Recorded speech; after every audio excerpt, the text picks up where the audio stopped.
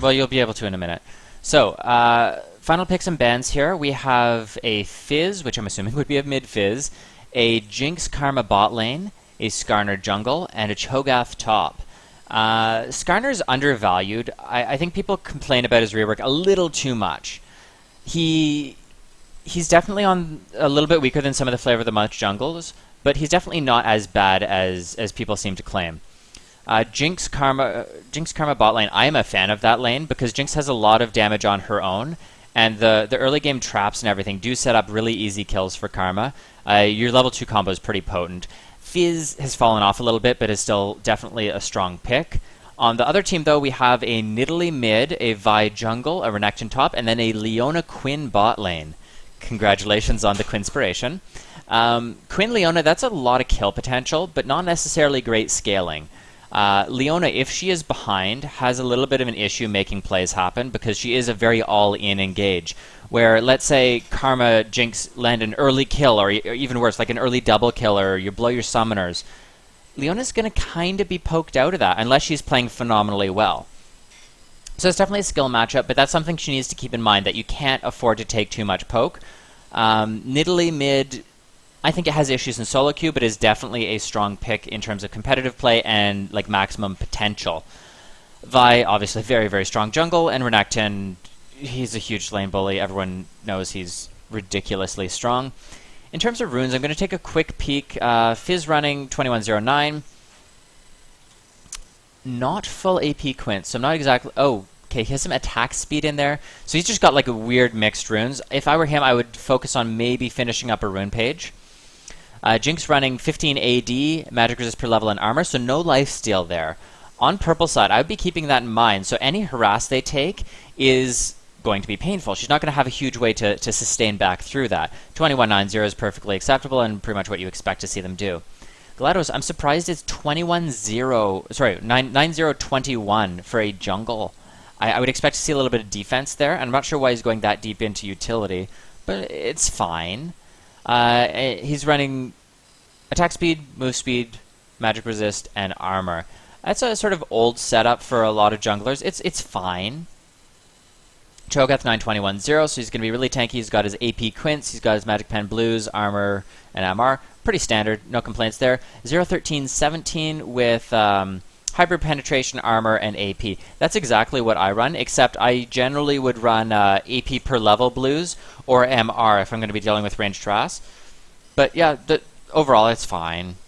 0030 on Leona. That's going to make her a lot squishier than she might want to be ideally. And I don't see a point to ever really go 30 points into utility. She's running AP Quints. I prefer AD Quints on her because you can do a triple attack. So auto attack, Q, auto attack. Then she's got the armor. She's got a little bit of AD probably from Reds. And then MR. So she's fine, but she's not going to be nearly as tanky as she would want to be for this matchup. She's going to be poked if Karma plays properly, if Jinx plays properly. Nidalee going 2280. I usually expect to see 2190 or 2109. But overall, it's fine. She's running full AP with Hybrid Penetration Reds. That's going to be very potent early, but Nidalee's laning phase is not that strong. So it seems a little bit odd to me to have that much AP on a champion that has a fairly poor laning phase. I also don't like Ignite. You want Barrier on Nidalee. Because you're not going to have that much kill potential. The Barrier is going to make your laning phase so much safer. So I would switch that up if I were her. 9210 with 1580 on Renekton. Pretty standard. Oftentimes we will see them run some lifesteal, but overall it's fine. 4521 on Vi. Again, a lot of utility on these junglers, and I'm not sure what the reasoning behind that is. She's then running attack speed, which is going to proc her third attack thing, which is a pretty good choice. And then 2190 Quinn. Again, no lifesteal. Seems no one has lifesteal Quints. They're very, very powerful. I totally understand, though, that they are expensive, so do what you gotta do. Is the game loading for you? Yeah, I'm loading it now. Okay, it's just a black screen for me. Oh, Resi PSA is on one of the teams, which is very exciting because he is actually a friend of mine and we played together quite a bit, so he must have seen the workshop links I put on the forum we both post on. So, hello! Glad to see you're here, bud.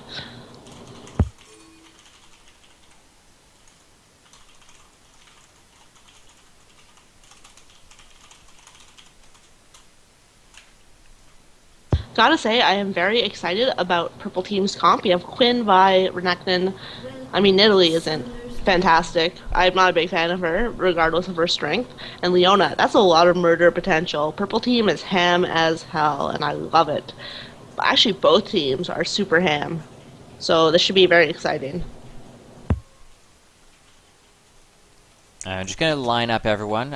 People get very angry if I don't do that. So I have to make sure that people don't rebel. So pretty standard starts coming out. We see the Leona going a Doran's Shield, and that's going to make up for a lot of the complaints I had about her not being tanky enough.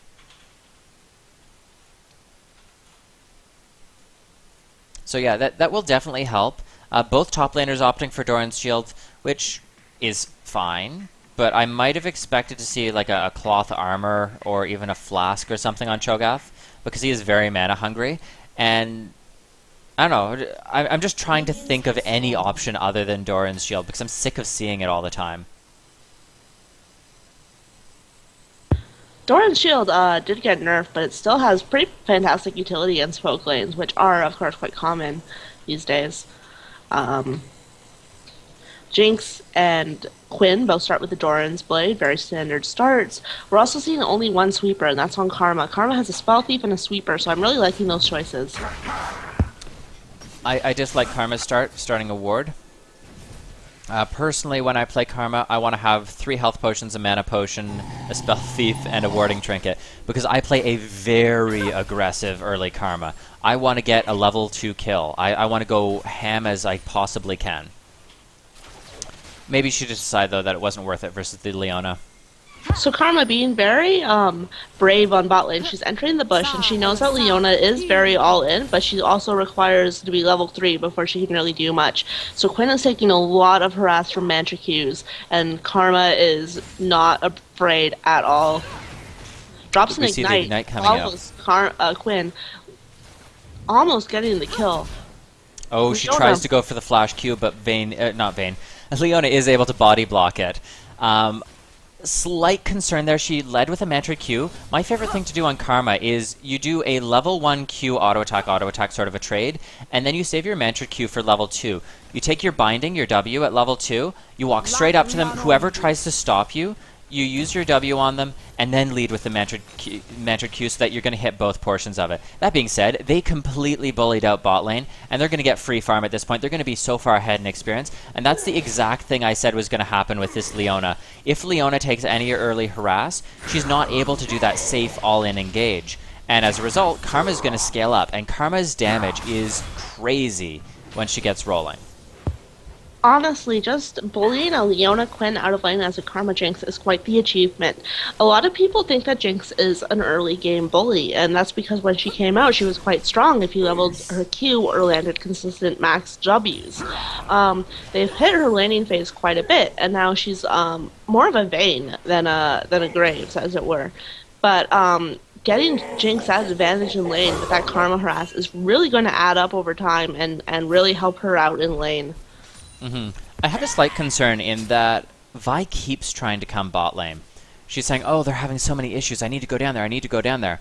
But at the time, Leona was level 1. And like Quinn wasn't in lane. She tried to come down when they were backing. And then they started to come back to lane, and she loops around for yet another gank. Now, she's doing the same thing mid, where, yeah, it would be amazing if you could land this gank, but the chances of success of the gank are relatively low. He has his flash, he has his troll pull, he's not really gonna be an easy kill. And generally speaking, Nidalee has horrible kill potential early game. She needs her level 6 if she's really gonna fight. So if I were Vi, I would just go farm and get my level 6 ult, because Vi's level 6 ult is pretty much a guaranteed kill.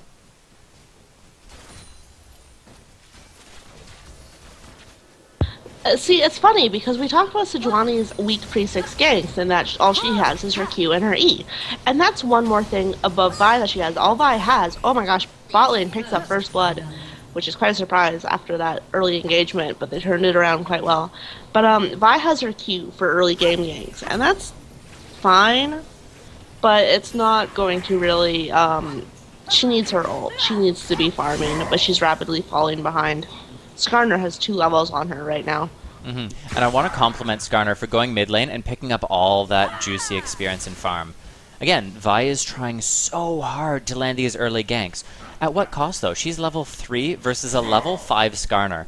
And as soon as Skarner hits level 6, he's actually halfway to level 6 already. As soon as he hits that, pick a kill, it's yours.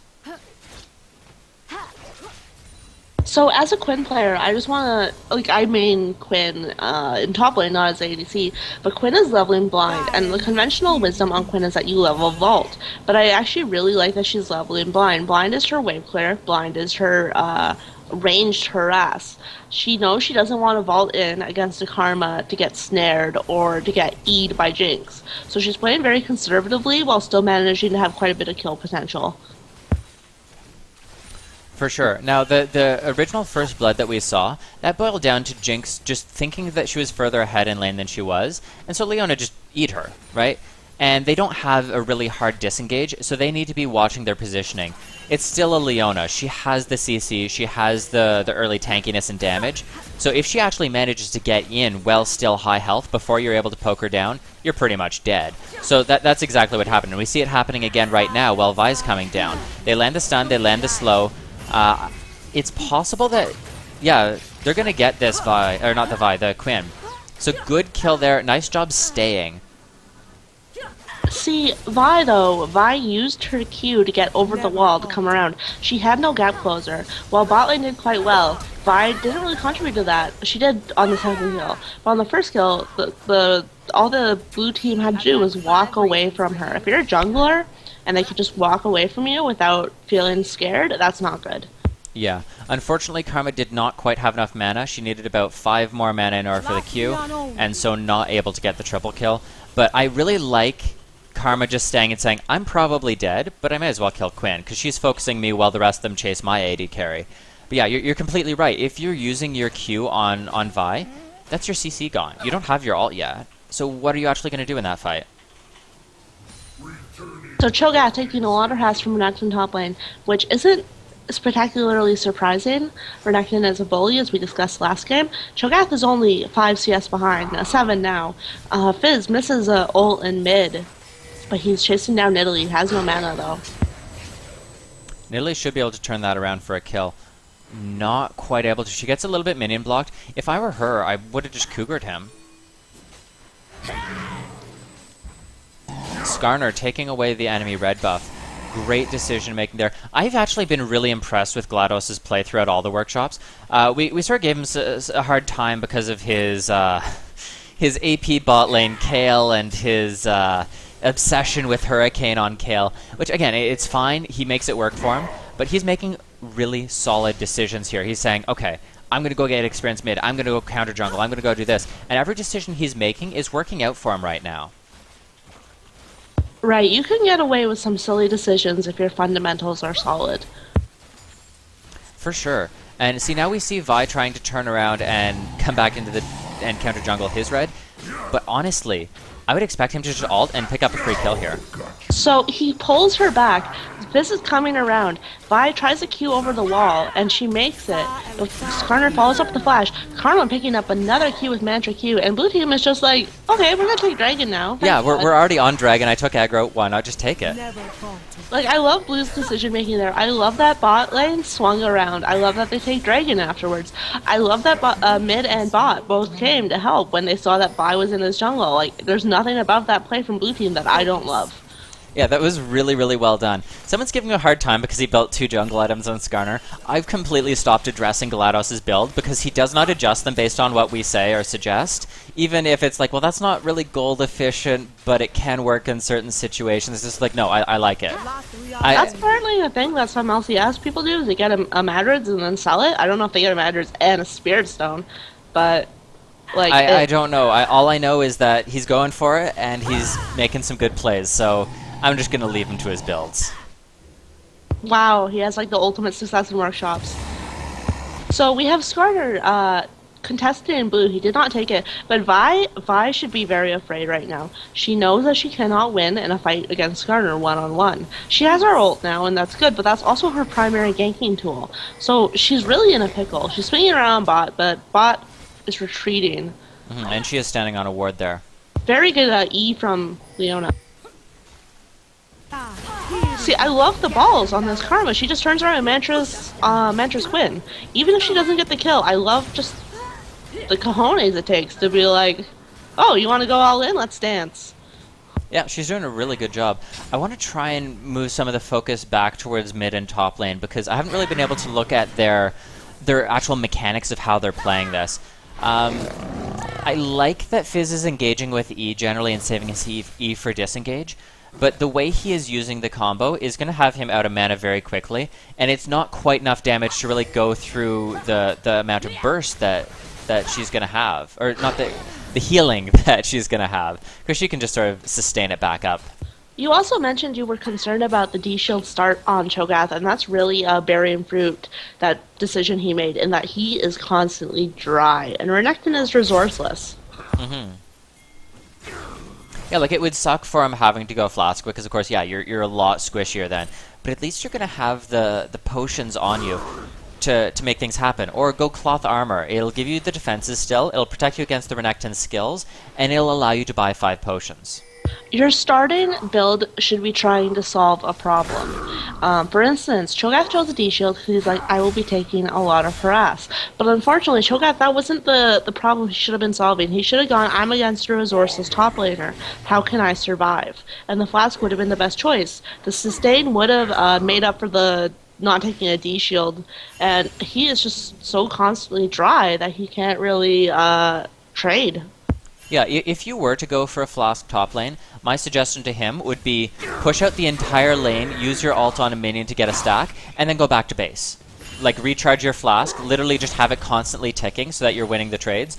But I would be going back very, very often if that's the route I decide to take. That being said, he's landing a lot of damage on here. His ult is not up, and Vi does counter gank. The Ignite is ticking, the ult comes out from Renekton, not able to land the final Rupture.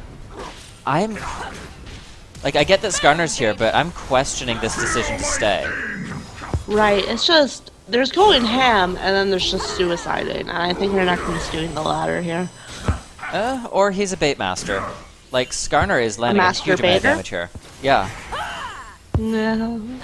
There, and that's a double kill for Skarner. Nidalee does get the kill, though.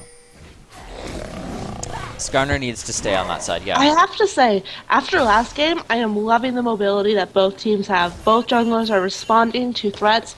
Both junglers both lanes are coming around when the jungler needs help. You know, I just really love the fact that they aren't acting like they have to stay in their lane and farm. They are totally fine to move. Oh my god, Karma. The balls on this Karma. How do you put your pants on in the morning, Resi PSA, with those big balls of yours? See, you never said that about my Karma play. I'm sad now. You don't dive to Quinn and Leona. Yes, I do. I've never seen it. Sounds like someone's pretty jelly right now. I'm so jealous of this Karma. Fizz trading with Nidalee. Nidalee's able to heal up, but the grievous wounds on Fizz's W means that she still takes quite a bit of damage, and Fizz just troll pulls in. He keeps troll pulling in and getting good damage down, but Nidalee does have quite a bit of sustain on her heal, so I'm a little hesitant about what he's actually achieving with the trades. Yeah, and my concern is that he's getting in range, he's holding his E in most cases, but he doesn't follow up with consecutive auto attacks. And Fizz's continued auto attack trades while his W is up is pretty strong. See, now we're at the point on Cho'Gath that he is able to win a lot of these trades because of the amount that minions are healing him. That being said, though, someone in chat mentioned he should have got a Catalyst, and yes, Rod of Ages on him is huge. The gank does come in mid lane, and that's a very dead fishy fish. Right, I'm not a big fan of Fizz using the troll pull to go in and trade, because that's his main escape tool. For sure. Oh, okay, so Cho'Gath maxed his E. I don't agree with that. So Like, bot personally, lane I would turret treat is him as a down, caster. and Quinn and Jinx are continuing to push. A little bit about wards. They have river, tribush, and botlane warded, as well as the middle river bush. But now that they're taking towers and continuing to push, they need to adjust their warding. They need to ward the purple tribush. They need to ward purple's red. I'm sorry, purple's blue. Like, they need to keep the upper jungle warded if they want to continue to push. Otherwise, Nidalee and Vi are just going to swing around for a buffet. And being able to get vision on Vi would be huge for them. If you can see her catch her out doing her buffs, we've already seen Skarner doing a lot of counter jungling, trying to fight her in the jungle, take away enemy buffs. Oh, we see that Jinx is getting collapsed on here, and she's going to be very dead. I'm not sure quite why she was positioned there. She was completely split off from Karma. She was kind of moving towards mid lane, but I don't know why he was quite there. Jinx is being a little, I don't want to say cocky, I don't think that's the proper motivation, but she isn't really playing like a Vayne, like I said. Maybe she's used to Jinx pre-nerfs, maybe she's just needs to work on her positioning, but you need to position Jinx very carefully, and that's why her Q is a toggle to give you extra range. You need to actually like play like you are extremely squishy and have no escapes, because you're Jinx. Okay, so someone in chat mentioned that Vi has stacked double Tenacity. Tenacity does not stack. If you're going to build Ancient Golem, do not build Merc Treads. Build Ninja Tabby, build Attack Speed Boots, build Boots of Mobility, literally build anything else. So, talking about Blue's wards, Blue has warded a bit more dynamically. They have the bush on the opposite side of Blue warded. They have the choke point from Blue warded, from Purple's blue buff warded, and they have Dragon warded. So they are adjusting their warding slightly, and that's good. You really need to be dynamic with warding. Whenever I see a team take the bot tower and then just continue to ward the exact same choke points, I frown, because you really need to cover the new vulnerable spots. Someone was asking what we think about teleport on top laners. It is very, very strong. If you're playing a top laner who doesn't have crazy kill potential, you're not playing someone like Jax, or sometimes Renekton in certain matchups, or Riven, or someone like that who really needs the ignite and needs to get early kills, having a teleport is one of the best ways that you can carry in solo queue. Because people will shove, they'll try and dive, they'll try and set up objectives just being like, well, we have the numbers advantage. You show up, and boom, you just got 3 or 4 kills for your team. It's amazing on a lot of top laners. The main examples that pop to mind would be like a Mundo. Mundo running teleport is pretty common because you can split push late game, you can show up and just be a tanky bully if they try and turret dive. Unfortunately, we do have Quinn getting a disconnect here. I'm not sure if it's a server issue or what. We do have a pause coming out though. So let's take this opportunity while we have a pause just to talk about general strategy from both teams. They're pretty even on gold. They're about 2,000 gold apart. Not a big deal, especially when blue team, they both have strong late games in their own way with Vi and Jinx, respectively. But they're both being very aggressive. They're both being very responsive and reactive. And both of them are willing to shake things up. We have Fizz defending top while Cho'Gath swings around to contest Baron, for instance. We had the skirmishes in the jungle early game. And I'm really loving the reactive, responsive nature of both teams. Okay, so up top lane, we see that Fizz is cutting Renekton off. I would expect him to get this kill very easy. He misses his ult again, though. That's, I think, the second or third ult that he's missed this game. It's not a very difficult skill to land. I'm not sure why he's missing it so often. And missing that ult leads to Renekton picking up the kill. You really can't underestimate Renekton. He is one of the rudest duelists in the game. It's true, he's a very rude lizard. We have Vi recovering from her early game quite well. She's managing to swing bot and pick up the kills on Jinx, as we suggested earlier. They're being very aggressive, and Vi is able to take advantage of that with her ult and Q. Okay, so we see Nidalee taking away the mid turret. I'm so used to him being here playing Nidalee. So that's a good amount of global gold for the team, and generally taking your opponent's tower is an indication that I don't want to lane versus you anymore. I want to roam. I want to counter jungle. I want to end the game, or I want to take objectives. So that on Nidalee, to me, she has her Athenes done. She has her source boots. I would expect to see her trying to wave clear very, very quickly, and then roam around and try and land some spears on other lanes. There are definitely times where it's appropriate to keep the tower. For instance, let's say you are against a Nasus. Nidalee picks up a kill on Fizz in mid lane. The flash was unnecessary on her part, but yeah, still a good pickup. Let's say you're against a Nasus and you're playing like Riven or Quinn or some aggressive person, and you're just murdering Nasus over and over and you can't get any stacks. If you take his tower and begin to roam, he can get back into the game. So you have to weigh the risk and reward of taking a tower, and clearly Nidalee is like, I'm not afraid of Fizz. I'm not afraid of him getting farmed, so that's the choice I'm going to make. Mm-hmm.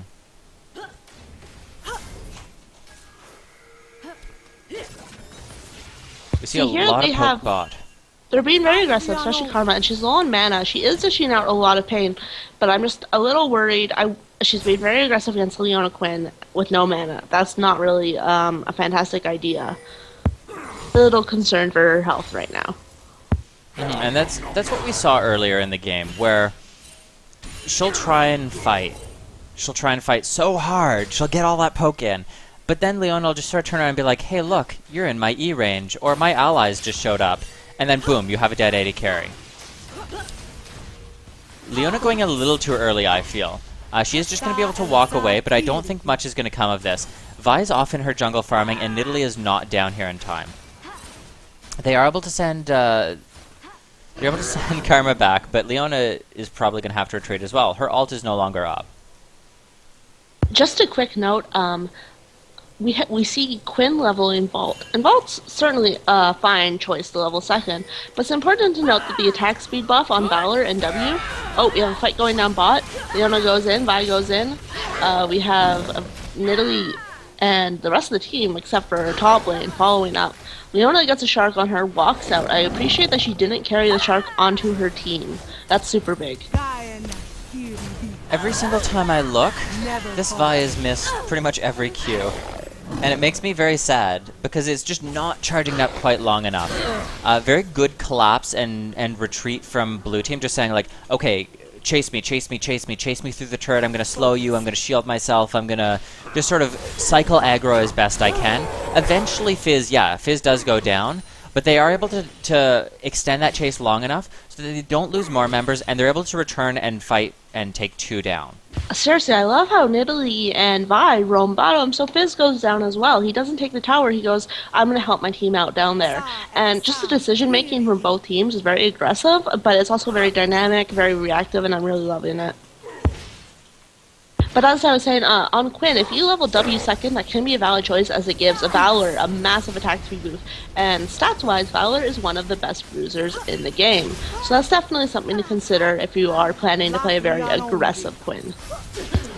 So we see exactly what happened before. Leona tries to go in when no one is in range to follow up. And again, that's not me shit-talking Leona, but when she's watching this back, you need to think about how close are my allies? How would they respond if I do an engage, if I ult, if I flash E? Are they going to be able to follow up?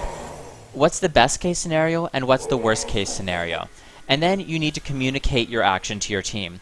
If you're not doing that, then you can't really expect them to follow up. They might be looking at something else, they might be distracted, or they might just think you're doing a really stupid play. And that's something that you have to arrange with your team. You need to figure out what the right course of action is as a group. And so that's been my main concern with how Leona's been playing this game. Fizz goes in on Nidalee. Fizz is doing a lot of going in on Nidalee and then troll pulling out or just running out or queuing out. I wish we could see a more consistent aggression from Fizz. He's generally not following things up with his final auto attacks, and we also have commented a few times that he sometimes is using his E as an engage, and then he's just kind of stuck there. Yeah, you might be able to queue out, but it's a lot more risky. Just a quick note, Karma has upgraded her Spell Thief's Edge to Frost Queen's Claim. Frost Queen's Claim is a fine item, like I don't have any major concerns, but we discussed late game that Talisman of Ascension is such a good active that you can really gold gen and then transfer it over to a Talisman of Ascension for the amazing active. Especially on Karma when you can Mantra E and get like the double speed boost and zoom across the map. Yeah. We see a lot of kills going over here. Just quick pickups that they're landing, essentially. Now at this point, Cho'Gath has been able to cycle down, and we do have the Quinn disconnect, so there is a little bit of pause going on at the moment.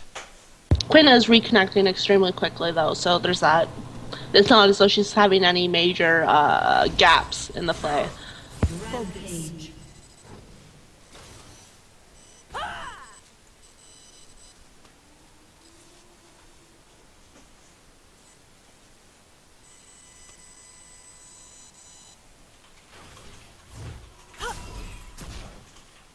I see a couple people in chat, not necessarily shit-talking people, but I just want to remind you guys that these are workshop games. You are here because you say, I want to get better at League, I want to improve my attitude about League, and I just want to get better at the game.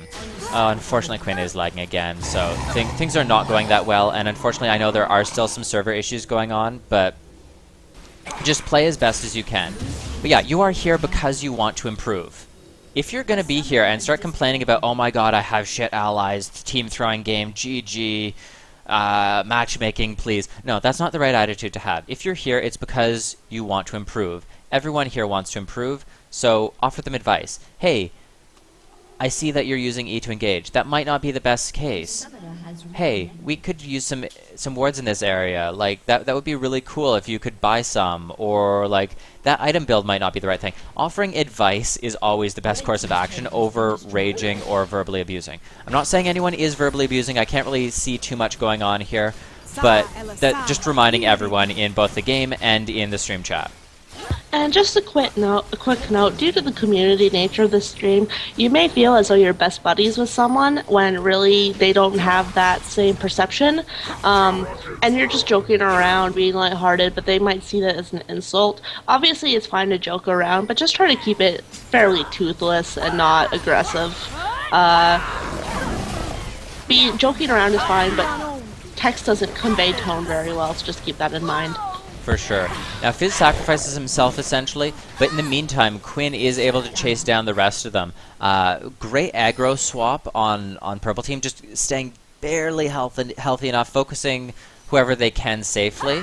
Overall, though, that was just them collapsing and landing their CC properly. And that team fight that happened just now was a good example of the potential merits of leveling Q second on Quinn. She swooped in as Valor, stayed in for the entire duration. She didn't pop Sky Strike early for the AoE execute. Instead, she stayed as Valor and she just dueled. And if she had popped W and gotten the massive attack speed burst that comes with leveling W second, she would have been even more effective. Of course, that's up to her. Some Quinns prefer to optimize their play as Quinn instead of Valor, but just it's good to know the possibilities.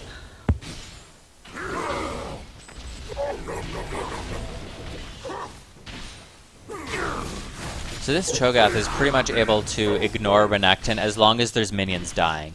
He's healing a hell of a lot off of them, and as we see here, he's just kind of poking away. He's standing and fighting and taking a lot of his health. I kind of like the Wit's End.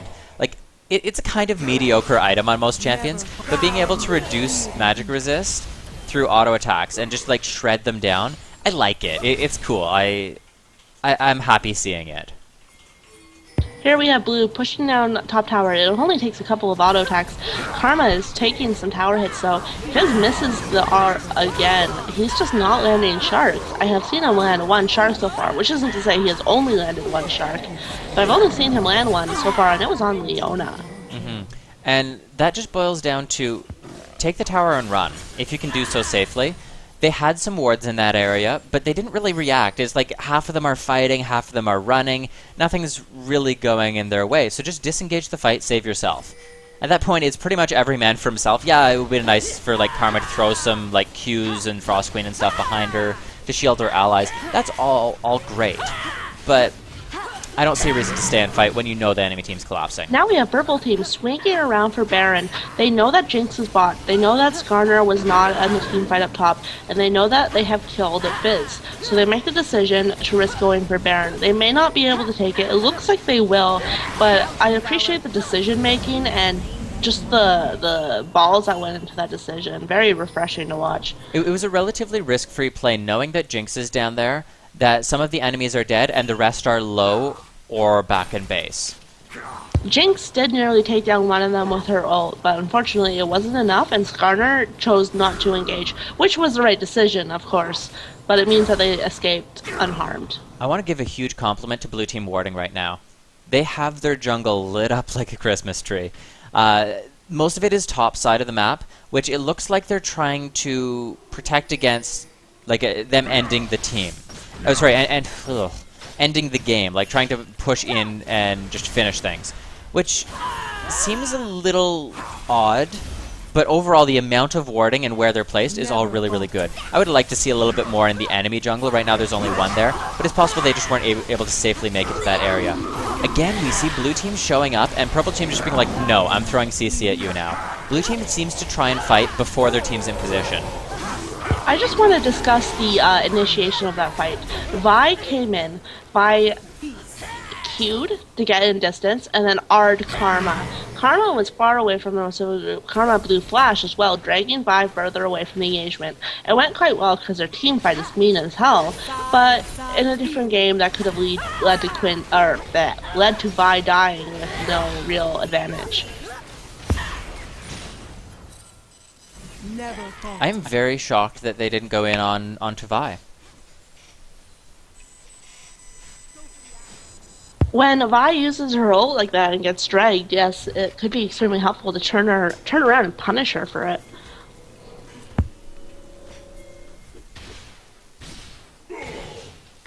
Yeah, RP cards only work on North America. Riot is no longer claiming them cross-region. If someone from another server is a winner, I will find like a Steam game or something to give you as a consolation prize, but giving you an RP card isn't really going to help. Like, I'll just give it to someone else on North America. So let's look at the gold advantage. Blue team does have a pretty big gold advantage, mostly from early game, and they do have like Jinx, they have Fizz, they definitely have a late game presence, but purple team is just winning team fights due to all of their CC. So it's very interesting to see how team fight can really make or break a game. Now at this point there's about a 4,000 to 5,000 gold advantage for blue team.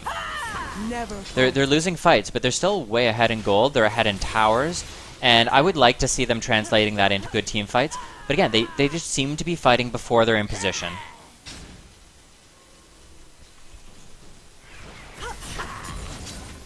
Oh, nice spear onto Jinx. That's going to make this fight essentially impossible. They need to back out and not try and fight. Unless she's able to heal up off of some creeps or something. If I were Jinx, I would spin around and hit wolves or wraiths just to get the life steal and heal back up. For sure. Now at this point they're sending 2 off to do a dragon.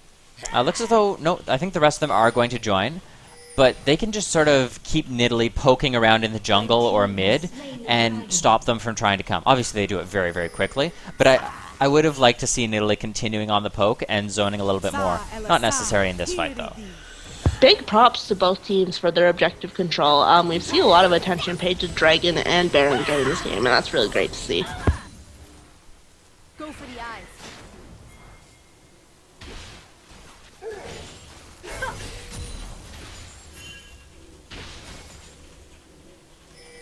So pretty much all of those early wards have expired. It looks like they've translated a lot of them on blue side over to bottom side of their jungle. Again, I like the amount of wards they're placing, but I'm just interested. What is their plans? What are they wanting to do with this? Like at this point, there's 2 of purple team are unaccounted for. They need to be diving onto this 3-man bot, but they need to be able to kill them before the rest of the enemy team can collapse. Again, they're not in position, they're not able to kill anyone in time, and now Vi's here, and everyone's kind of just low. Fizz does manage to take down Quinn, and Skarner picks up the kill on Vi. They were split during that team fight. They had different opinions about priority targets, and that means that blue team is able to sweep and pick up the kill on 4 of purple team. They will probably be pushing an inhib after this, with Skarner chasing down Leona, which will lead to the ace. They should have about 20 or 30 seconds with which they can take an inhib. For sure. That fight was very odd in that blue team got poked pretty low on a lot of their key members. They were a little split, couldn't quite secure things, But then purple team just completely split up. Vi was onto Jinx, didn't ult, didn't fight because she's like, oh crap, my team's in trouble. So she just runs away in the middle of the enemy team without trying to fight them. Here we're seeing Jinx's late game potential. She is just shredding down inhibitors, shredding down turrets. Quinn is up, but they managed to take an inhib with absolutely no reprisal. Taking an inhib wasn't the huge advantage it was during Season 3, but it will lead to a bottom lane just pushing aggressively, and purple team will need to be dealing with that until the inhib responds. Now at this point we're seeing Skarner just wrecking people. He just shows up, and he has so much attack speed right now. He has... Oh, we see a fight coming in here. See, Vi continues to use her ult and her Q when she doesn't have her team. You should be using Assault and Battery in a situation when you are trying to erase the enemy carry from a fight. So for instance, using it on Jinx in the middle of a team fight, using it on Fizz in the middle of a team fight. Right now she's using it as an initiation, but she doesn't have her team with her, and I'm just really frowning at that in general. Okay, I made the mistake of looking at GLaDOS's builds. I'm going back to my earlier statement of I just don't comment on his builds because they're all weird, but he makes them work for him. So he now has Zephyr stack with a Gunblade and Captain Boots of Swiftness on Skarner. He's making it work for him. Do what you want. You know what? Like, maybe he is some prophet in season 4 World Tournament. We will see 2 Zephyr, Gunblade, Skarner just wrecking on like Faker Senpai. We'll see. Blue team managing to clean up. We have Vi. She turns around. She does use Assault and Battery on Jinx. The rest of the team collapses around Jinx, picks up the kill on her, turns around, starts putting some heavy damage down on Renekton. Nidalee is throwing spears and backing off, but she's not able to really make much happen with it. She is chunking down, but blue team is just aggressively shoving, and it looks like they will be taking a second inhibitor off of this. Yeah, so Skarner used the move speed he got from those double Zephyrs. He then flashed, ulted onto Quinn. Vi keeps doing what would technically be considered mechanically solid plays when her team is nowhere near. Like, there's no one to possibly follow up. And that's my concern with how she's been playing. It's not so much that, like, oh, you're not using the right skill order, or you're not, like, landing skills, except for some of the Qs I've seen her miss. But she seems to wait and then engage after her team is already run. I want to kiss every member of blue team on the mouth for finishing the game. We see a lot of teams, they would have backed off after taking the second inhibitor, shopped, bought, and then done another push and potentially lose the game over it, but blue team's like, nope, we're over, this is done. For sure, and that was a really well executed end by blue team. Just making their late game comp work for them, making the Skarner pick work for them. And unfortunately, like there were some mechanically unsound plays throughout that, but overall, it was just a really clean ending to the game. I'm going to have you go over final build orders here. To the people asking in chat, we are rolling the RP card winner right now. We're doing that right at the end of this. Make sure you are following the channel, though. If you are not following us on Twitch and I roll your name, I'm going to re-roll and give to someone else. So you can go over the actual builds. So with Fizz, we have Zhonya's, Lichbane, Sword Shoes, and a Blasting Wand, which I assume would turn into a Void Staff. So Fizz is very much glass cannon. He's made of paper, but he should murder.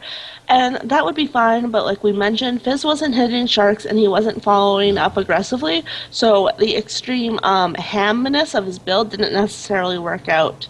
On Jinx, we have Bloodthirster, PD, Last Whisper, Berserkers, very standard build, but we see Spectre's Cowl, which was clearly going to probably turn into a Banshee's Veil. I love the little defensive item there. I think that really would have helped a lot and is a smart choice. I also prefer Banshee's Veil to Guardian Angel in some situations, so good job to Jinx there for that decision making. Skarner, it's a build, it exists, it worked, that's all I can say about it. I'm sure it's not the best build, I'm sure we won't see it in LCS, but it worked, so hey. Cho'Gath, Randuin's Wits Ends, very Merc Shreds, Giant's Belt was built into a Warmogs. The only potential complaint I have is that Warmogs is very gold inefficient right now. A Sunfire Cape might be a wiser choice, but very good build, worked out for him. He had a rough early game, but he turned it around. Karma, Leandries, Deathcap, Chalice, Sightstone.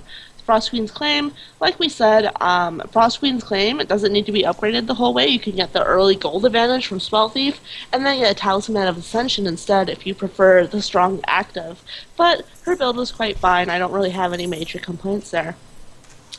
Purple team, we have Leona, Sunfire Cape, Talisman of Ascension, Spectre's Cow, which I assume was going to become a Banshee's Veil, Ninja Tabby, so fine build, no problems, pretty standard. Nidalee has Death Cap, Pimp Cup, Void Staff, Home Guard Sword Shoes, pretty standard again. She was really wrecking with those spears, and she was staying relatively safe. Unfortunately, Nidalee is not the best late game fighter in the world, but her build worked out. Renekton has Spirit Visage, Sunfire Cape, Brutalizer, and assorted items that weren't built into an endgame item. Pretty standard again. He was dishing a lot of damage, some sustain. No real complaints there. I'm not the best Renekton player in the world, so there might have been a better choice, but I can't name it if there was. Vi has Spirit Visage, Sunfire Cape, Golem. I'm not a huge fan of Spirit Visage. Yes, it has magic resist, but she has no lifesteal with which to take advantage of the passive. Banshee's Veil might have been a better defensive choice in that scenario. And then we have Quinn with Bloodthirster, PD, Last Whisper. Looks like she's building into an Infinity Edge, and Berserker Greaves. Not a big fan of PD. I would have preferred to see a static Shiv, because Quinn's Wave Clear kind of sucks, and she has enough of a speed boost as Valor that I don't think the movement speed on PD is worth it, and the passive. But other than that, fine. And instead of a Infinity Edge, I think I would have liked to see a Guardian Angel, since Quinn goes into so much danger when she switches into Valor.